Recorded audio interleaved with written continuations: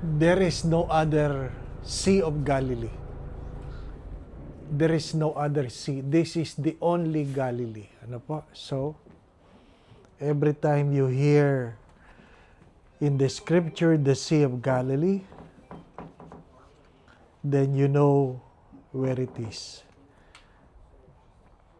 Let me read from you from the Gospel of Matthew.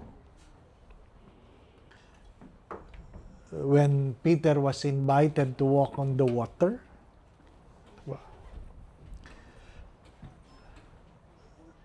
it's Matthew 14, verses 22 and following.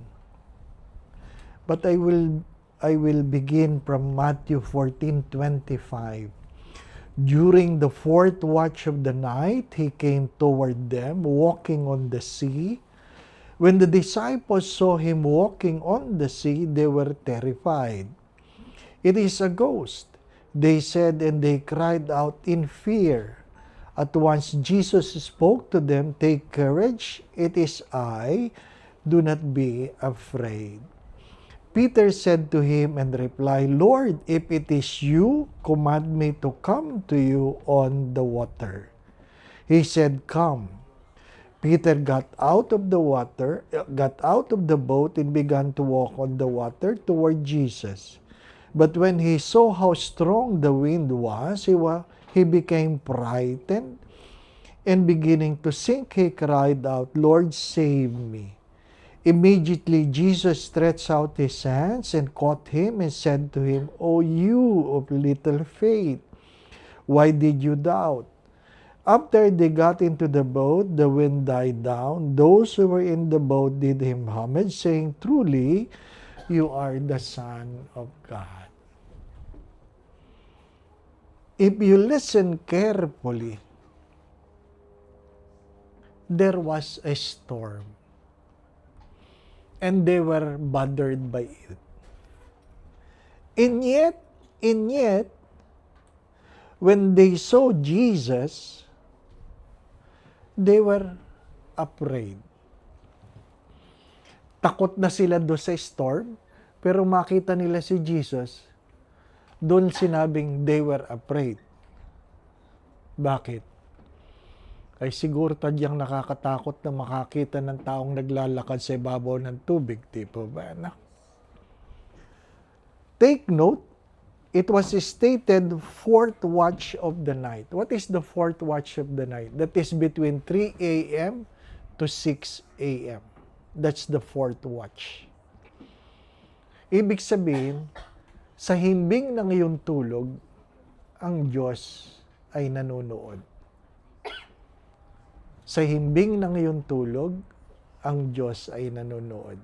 Hindi natutulog ang Diyos. Sabi nga ni Gary Valenciano, natutulog ba ang Diyos? Hindi natutulog ang Diyos.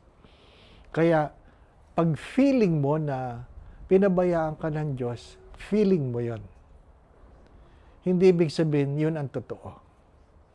Hindi ibig sabihin yun ang totoo. Hindi natutulog ang Diyos. Ano? Sa himbing, the fourth watch of the night, Jesus was walking on the water. They were terrified. It is a ghost. Ibig sabihin, totoo yung multo, no? Kasi nakasulat sa Biblia eh. May multo. Di ba? Oo. Kaya, ano palagi kong sabi? Habang malakas kayo, mamasyal kayo. Gastusin nyo ang pera niyo. Ano po? Mamasyal kayo habang kayo ay malakas. Hindi kung kailan patay na kayo, saka kayo mamamasyal. Ano po? At sasabihin, may multo. Kawawa naman kayo. Tuwing makakakita ng paru-paro ang kamag-anak nyo, ay si Lola. Di ba? No? Oy, bakit kayo natatawa? Kasi yun din ang sinasabi nyo. Oy, nandiyan si Lola. Ay, si nanay, oh. Di ba? Kawawa ka naman, nagmukha ka lang paru-paro. Di ba ba? No? Mamasyal kayo habang may pagkakataon. Now, Peter said to him, "Lord, if it is you, command me to come on the water." Why? We never walk on the water. We swim. You can only walk on the water if God said so. So, never entertain the thought that you will be able to walk on the water unless God said so. So, never try to jump and say, I will walk on the water. Ano po? You can always jump. But to walk on the water is from the Lord. It is from the Lord. Now, anong meron? Anong hamon? What is the challenge? The challenge is, you can never prevent storm. As Murad said, storm is part of life. Rain is part of life. Sickness is part of life. Old age is not a sickness, it is part of life. You want to live long? You must be willing to embrace long life. I mean, old age. And old age, kasama sa old age, ang mga sakit-sakit, di po ba, no? Bahagi yun. Ngayon, pag nagko-complain ako, pag sinabi ng doktor, Father, old age. Di tapos, di po ba, no? Walang gamot doon. Walang gamot. Kundi, tanggapin. As I've said earlier, sometimes the way you look at things matters. If you change the way you look at things, the things you see will change. You will change.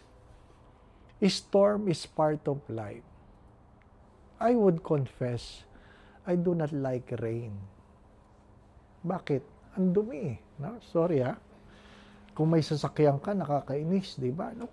Kung kailan ka nagpakarwas, saka uulan. Di ba? Nakakainis yun. Kung wala ka naman sasakyan, hindi mo problema yun. Ayaw ko ng ulan. Pero nung ako ay nagtatanim ng mais, I used to plant corn. Isa kami doon sa mga nag-import ng yellow corn. Sweet corn. Sa katipunan namin pinagbibili. Ano po? Isa ako doon. Nag-farming ako. Baka ikayayaman ko. Bagamat hindi. Ano po? Nagtanim kami.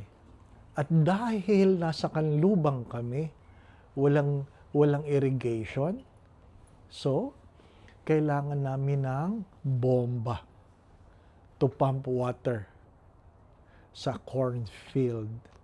Para makatipid, anong dasal mo? Sana umulan. Kaya pag umuulan nun, masaya ako. Ngayon wala na akong corn. Pag umuulan, malungkot ako. So, ibig sabihin, kung sinong nakikinabang, masaya. Di po ba, anak? Bakit ba nabuko yung corruption ng flood control? Dahil sa baha. Nagdadasal sila, wag umulan.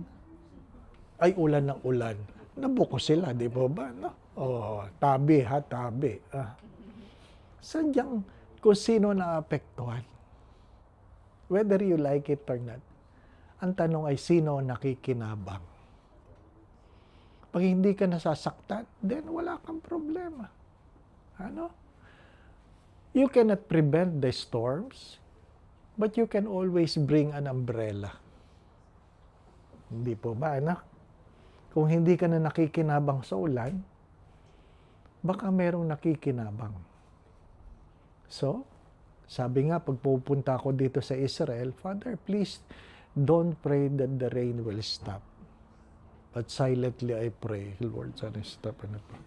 I have my own agenda. Why?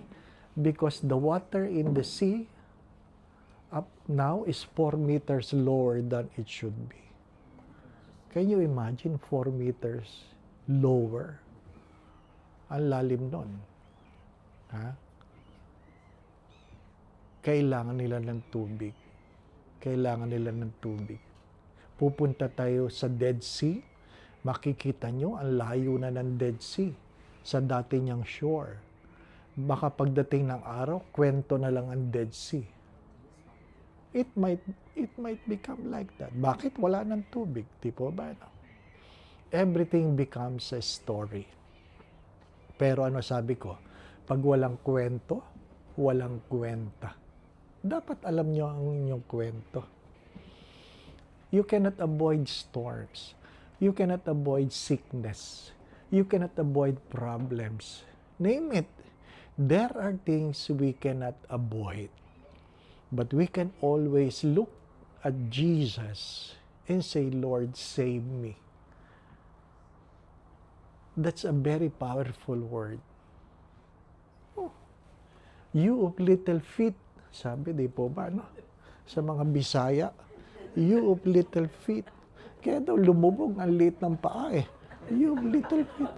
Faith po yun, faith, hindi feet. Yung mga Bisaya talaga, binabago ang kwento eh, di po ba? Sorry ha. Ayun na, you of little feet. Ha? Ganun ba yun? Di ba? You of little faith. But from the Old Testament up to now, no one was able to walk on the water except Peter. The Israelites never walk on the water because the water was parted. Diba? They never walk on the water because the water was parted. Only Peter was able to walk on the water. Kahit pagtawanan mo si Peter na maliit ang paa. Diba? He's the only human being that was able to walk on the water. Pwede mong pagtawanan ng ibang tao. Pwede ka nilang pagtawanan. But you can walk on the water. Your own water. May kanya-kanya tayong dagat na pinagdadaanan sa buhay. Either you swim or walk. My dear friends, my brothers and sisters, please, please, please, do not allow your lives to be dictated by how people perceive you. Please, do not allow your life to be dictated by how other people perceive you. Bahala sila kung ano sasabihin nila sa iyo. Live your own stories. Isabuhay nyo ang sarili nyong kwento. Sapagkat walang pwedeng kumontra sa sariling karanasan. Di po ba, no? We have our own storms. Well, sometimes we cannot prevent the storms. We can always bring our own umbrella. Diba? Nakakahiyamang kwento ito. Nung kami ay college, may kasama kami sa dorm. Naku, hindi kami makatulog. Dormitory. Bakit? Meron kaming kasamang nagngungoy-ngoy. Alam niyo yung nagngungoy-ngoy? Yung umiiyak dahil ang sakit ng ngipin. Oh, walang magandang lalaki sa masakit ng ngipin. Ano? Wala. Walang macho sa sakit ng ngipin. Pag masakit ang ngipin mo, masakit ang ngipin mo, hindi ka talaga makatulog. Diba? Sabi ko sa kanya, anong problema mo? Sakit ng ngipin ko. Tapos sabi ko, meron akong gamot, kaya lang, baka hindi pwede sa'yo. Sabi niya, please, please. Ano? Please. Sabi ko, ay baka mapasama ka. Hindi, kahit ano yan. So, binigyan ko siya. Sabi niya, doble natin, doble. Hindi, delikado yan, doble. Ano? Dinoble niya, ininom niya. Ano? Maya-maya, nakatulog siya. Oh, di, nakatulog kami lahat. Kinabukasan, sabi niya, ano yung gamot mo? Wag na. Bawal yun eh. Bawal. 2 days na. Anong gamot yun? Kaya ako nahihiya kasi ang binigay ko, Imodium. Imodium. Sabi niya, kaya pala 2 araw na ako di CCR.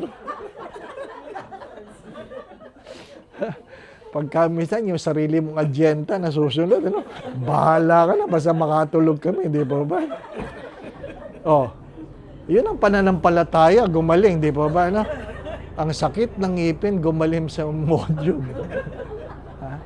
May kanya-kanya tayong storm sa buhay. Di ba, no?